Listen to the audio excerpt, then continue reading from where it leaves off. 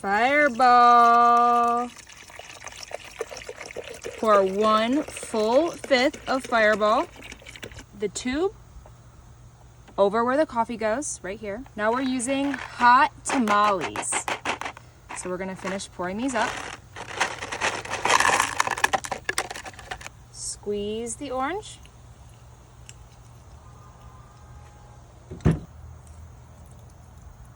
Mixture. Add 2 cinnamon sticks. Cranberries. About a handful.